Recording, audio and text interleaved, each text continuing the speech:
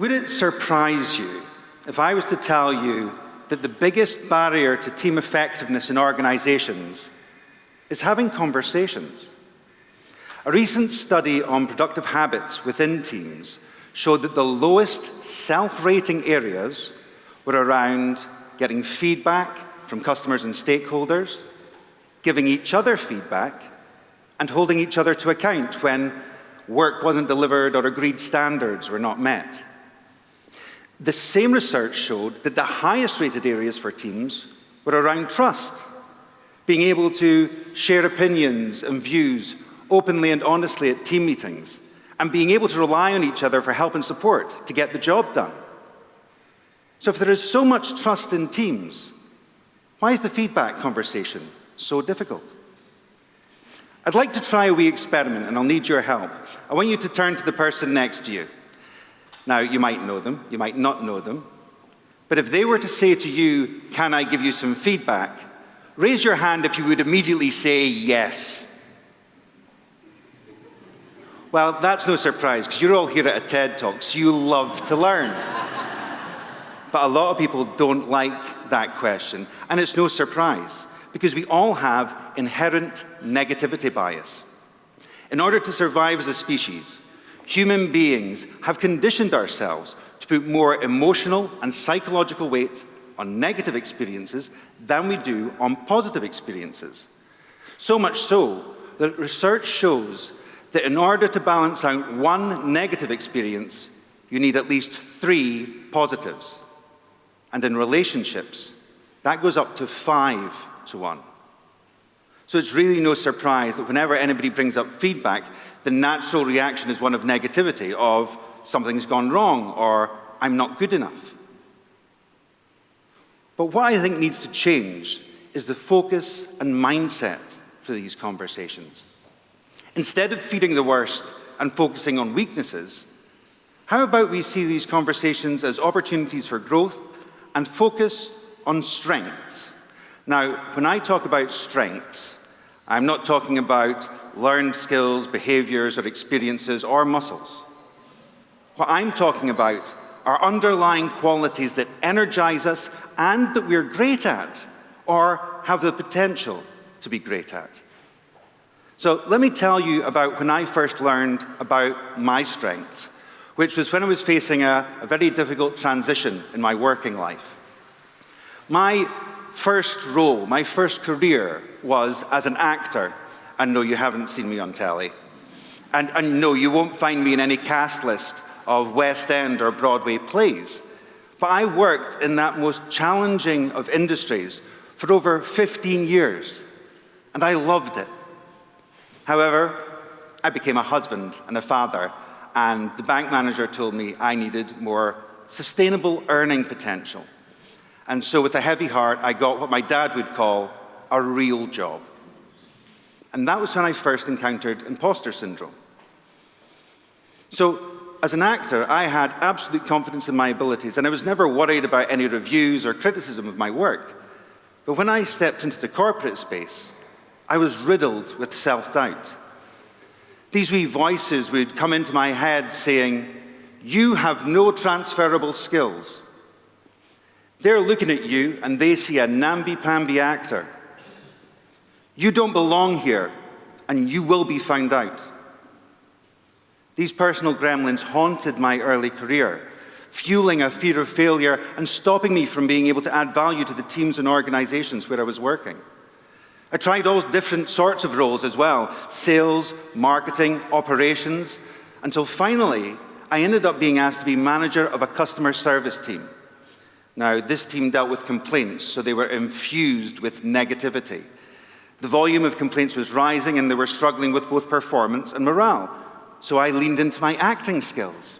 And I looked at all the successful managers around me and analyzed and observed how they went about their business, and I copied them, even though I felt kind of conflicted and a bit drained because it wasn't the way that I would naturally do those things. And I didn't get the same results. My team continued to suffer, and I was at a loss of what to do. And then, on day 1 of a management training course, I was introduced to a different way to be able to see myself, and a different mindset to be able to take. Instead of focusing on weaknesses, threats, and problems, which narrowed my choices and drove negative emotions such as mistrust, fear, and disempowerment, I was instead suggested that maybe I should look towards a path of possibility. What this would mean was more deeply understanding those things that energized me, those natural talents and areas where I had high levels of fulfillment and motivation, and to play to them more intentionally by seeking out opportunities to use them in terms of finding solutions to the challenges that I was facing. Within days of being introduced to this approach, my entire mindset had changed, and that cascaded to those around me.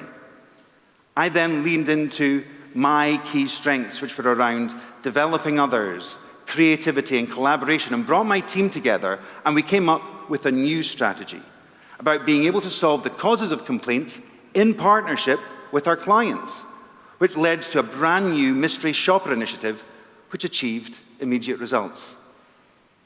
Within 12 months of being introduced to my strengths and being on the path of possibility, I got a promotion, and I got fantastic feedback about how I'd been able to develop my team. Now, while that in itself was validation, far more powerful was the impact on me personally.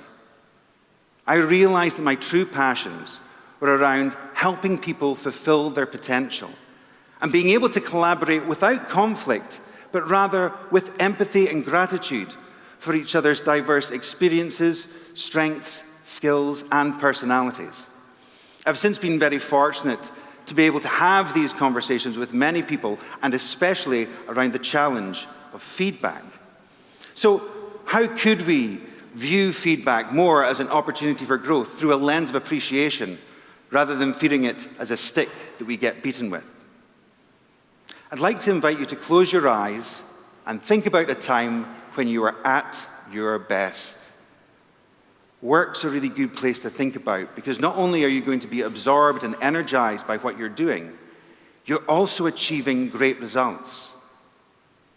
Picture the tasks that you're focused with, the actions that fulfilled you, those qualities that you pulled on in order to achieve success. Feel again those positive emotions that accompanied you on that journey. By reconnecting with this memory, you can build a picture of what you at your best looks like. And so whenever you're entering into feedback conversations or working with others, you can help them understand what you need to be at your best. Feel free to open your eyes.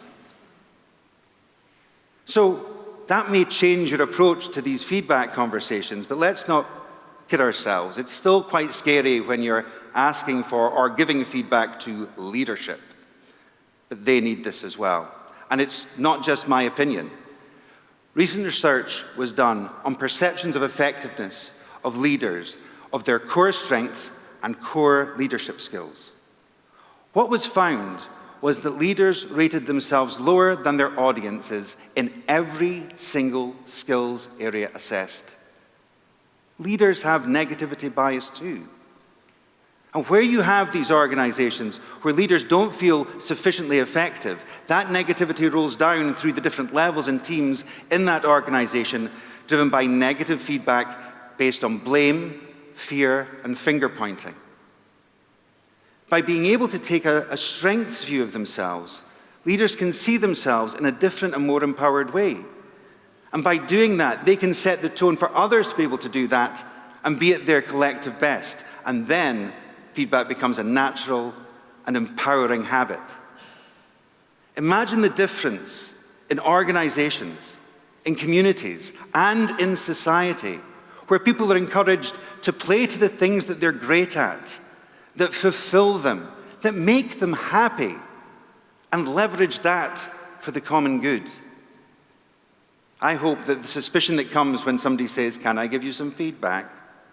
is changed into excitement about the potential of a lifetime of playing to our strengths. Thank you.